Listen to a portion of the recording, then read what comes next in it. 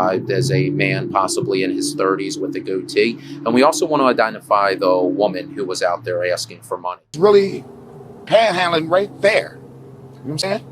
Nobody.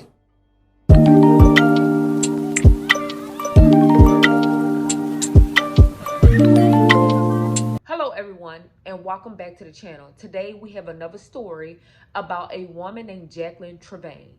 Jacquelyn Trevane was born out of Rhode Island, July 4th, 1964. Jacquelyn had two sons, and Jacquelyn was described by her mother, her brother, and other family members as a loving, warm-hearted person.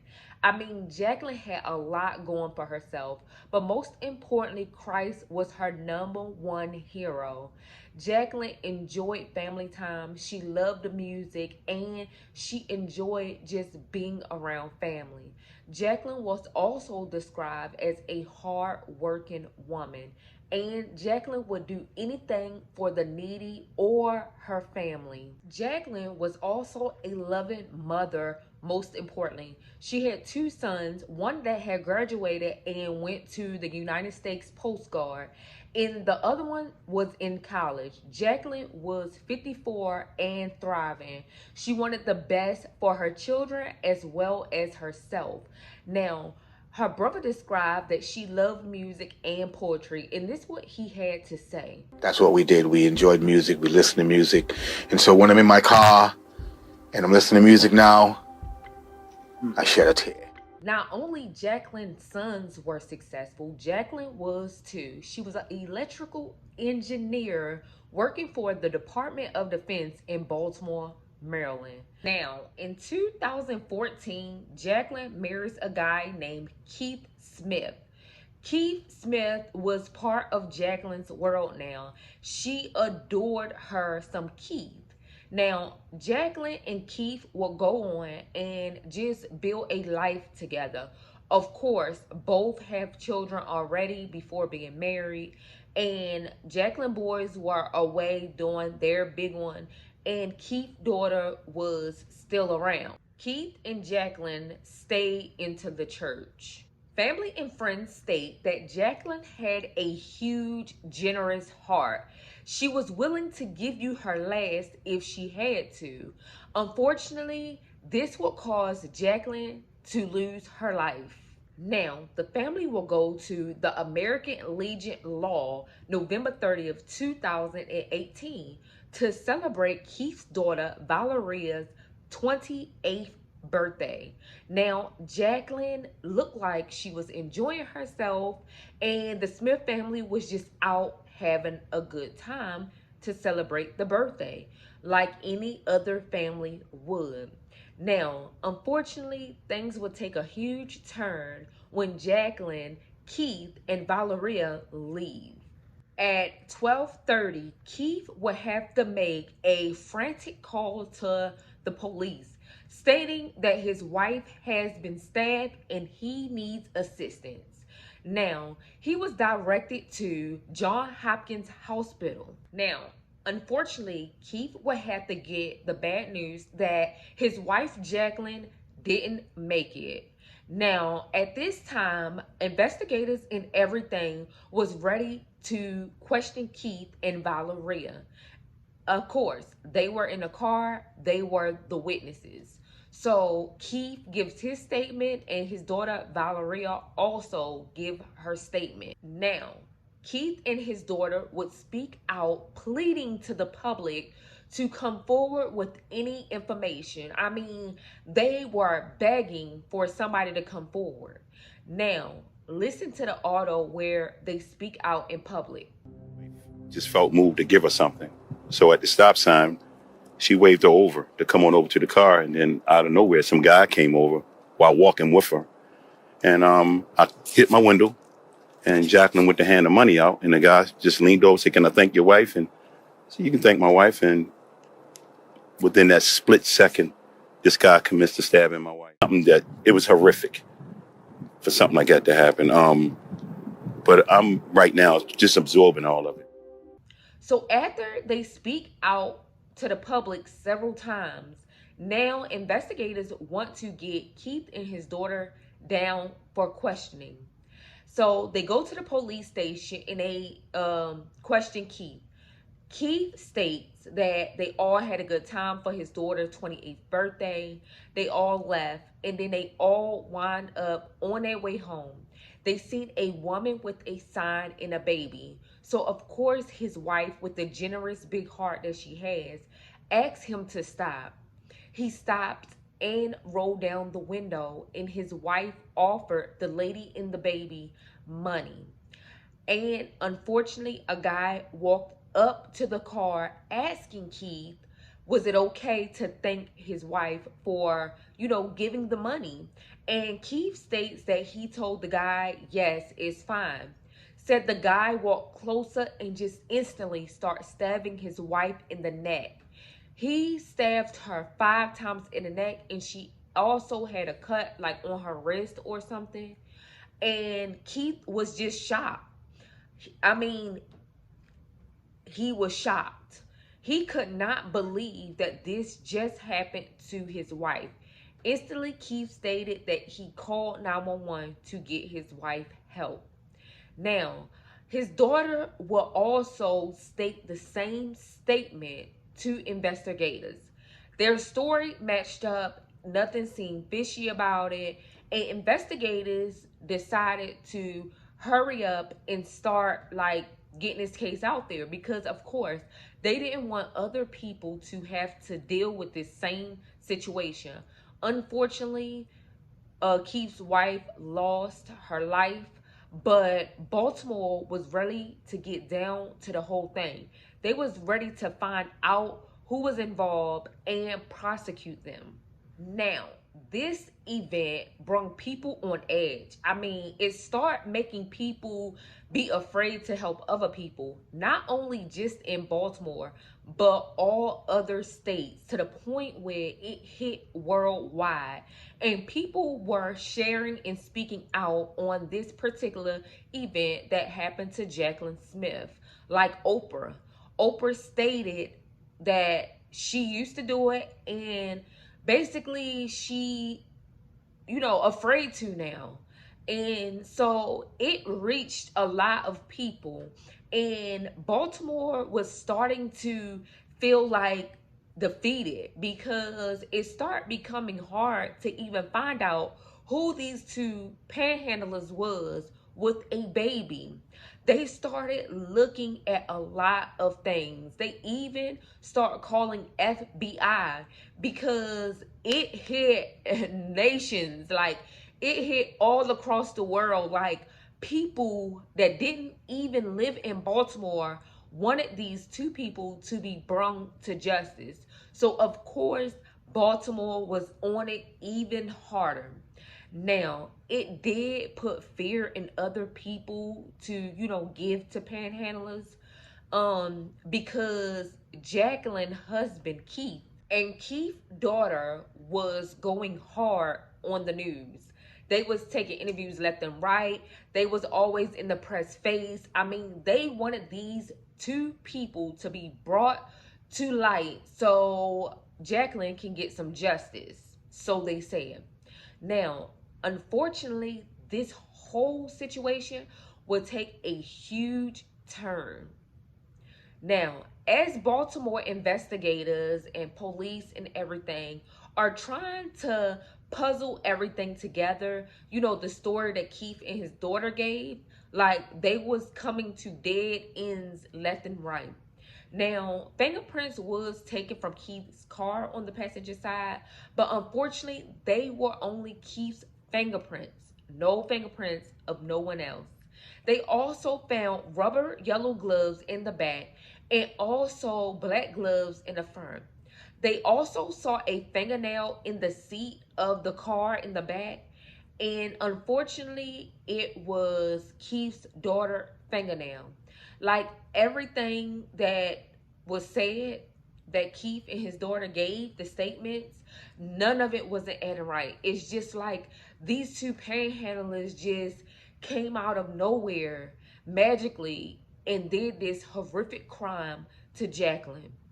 Now, as time started going by, investigators was going even harder because they was going to bring justice to Jacquelyn also.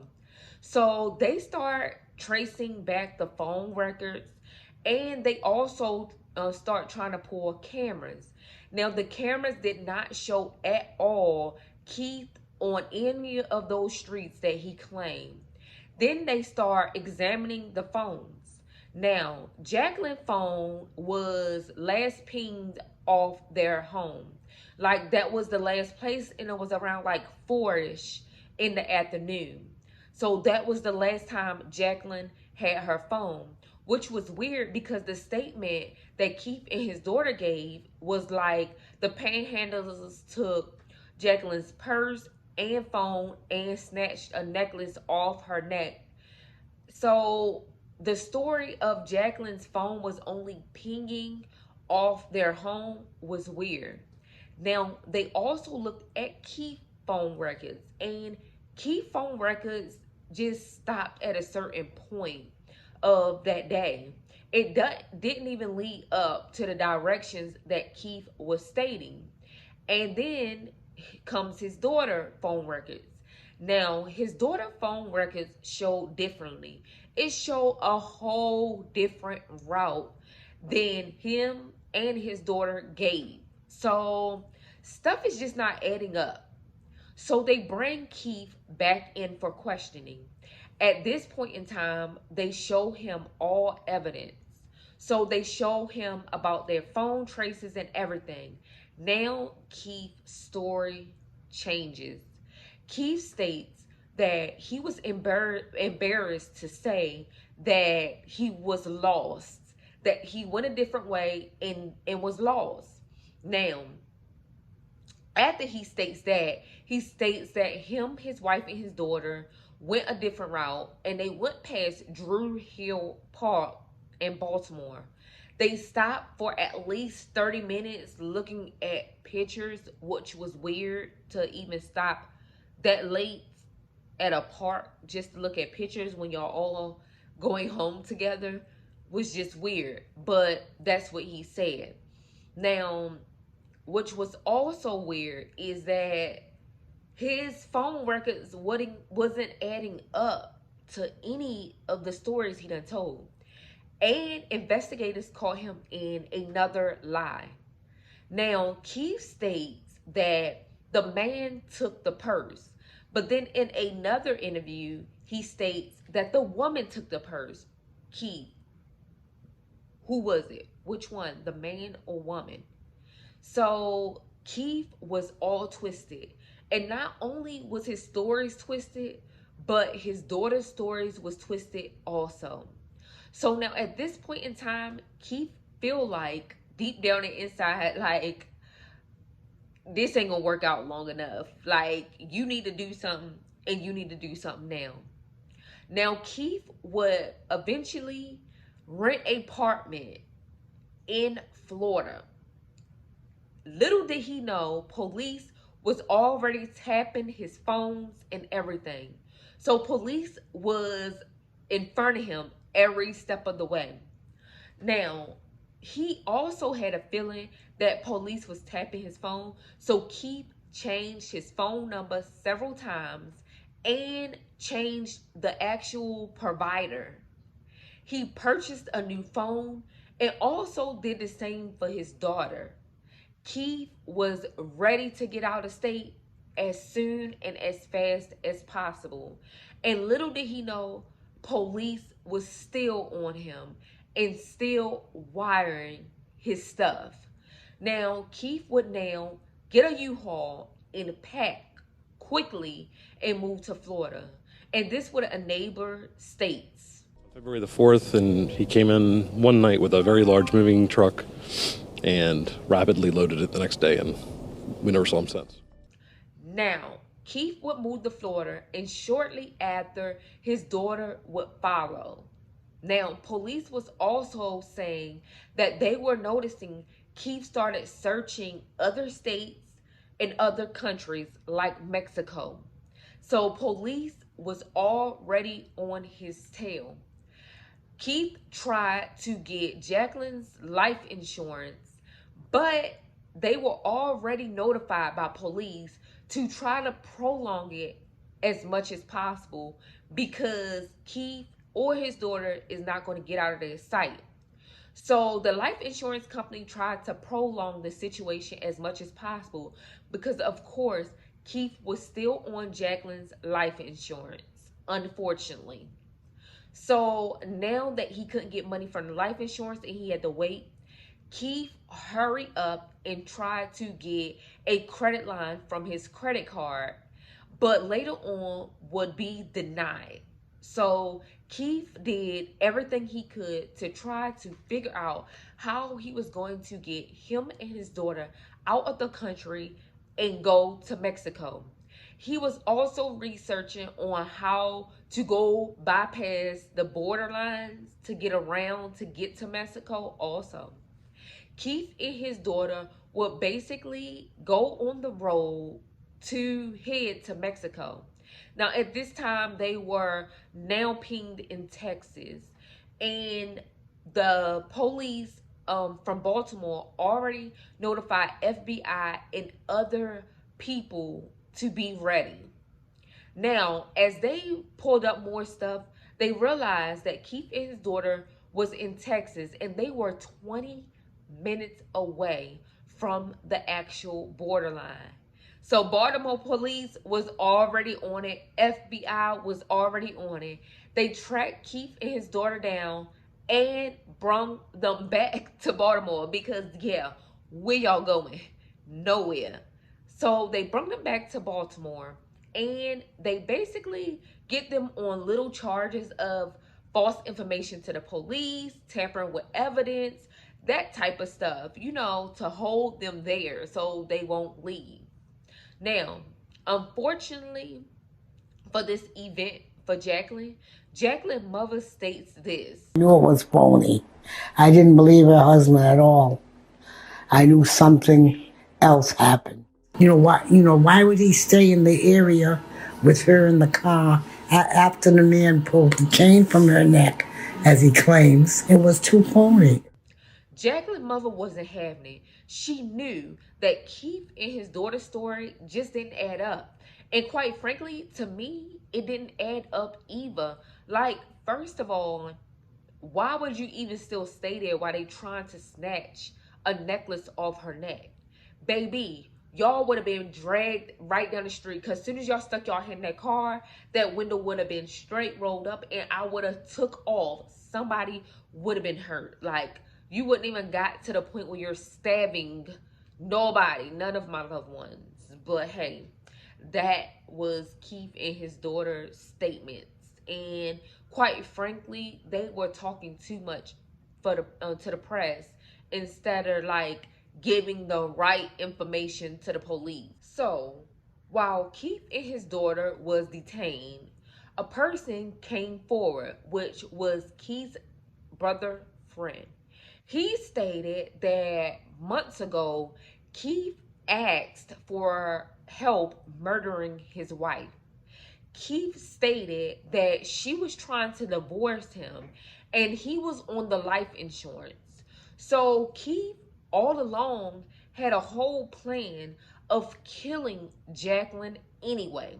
Just that plot twist didn't work out. So I guess Keith decided to take the whole thing in his own hands and kill his own wife. So somebody did come forward saying that. Now, Keith is not an angel, not anyone innocent.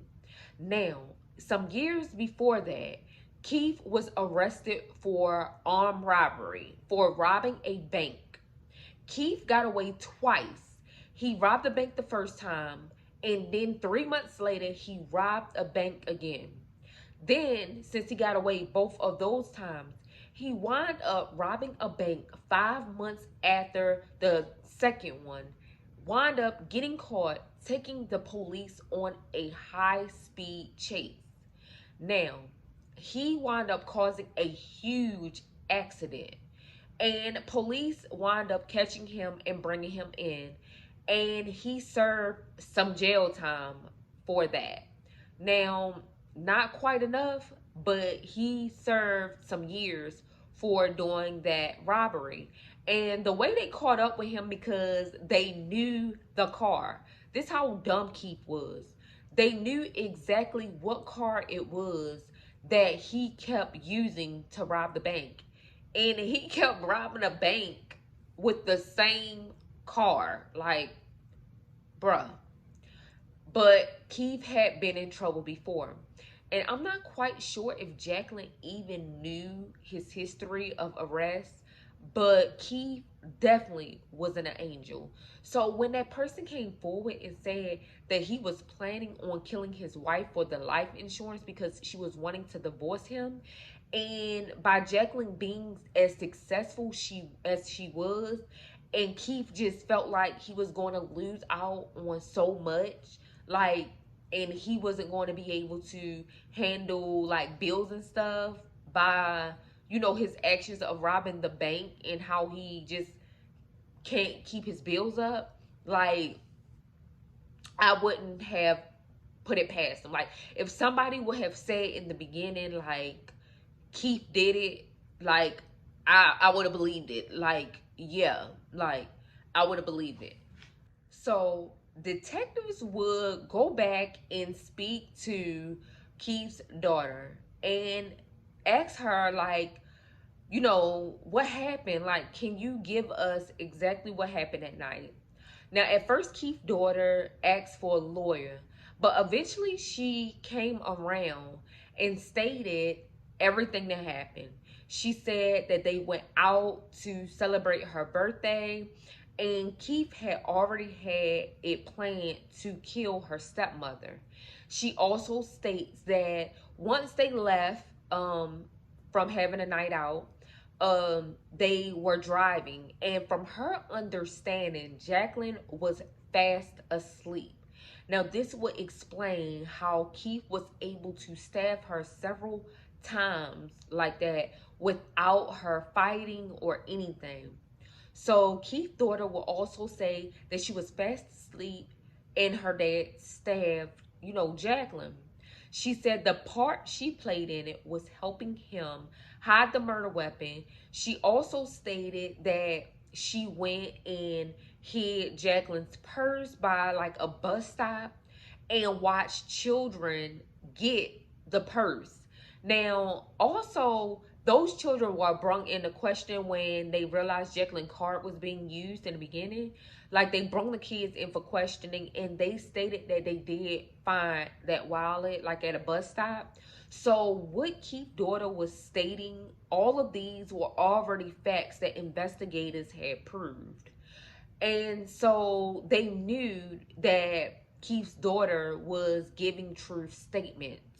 Now, even though she would go on to tell the rest of the story to the jurors in court, a lot of people didn't really believe her.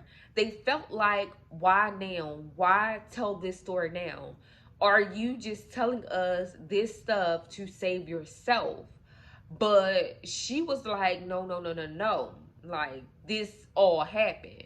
Now, of course, Keith's daughter, you know, was bipolar. She was put in the institute for a little bit for being bipolar.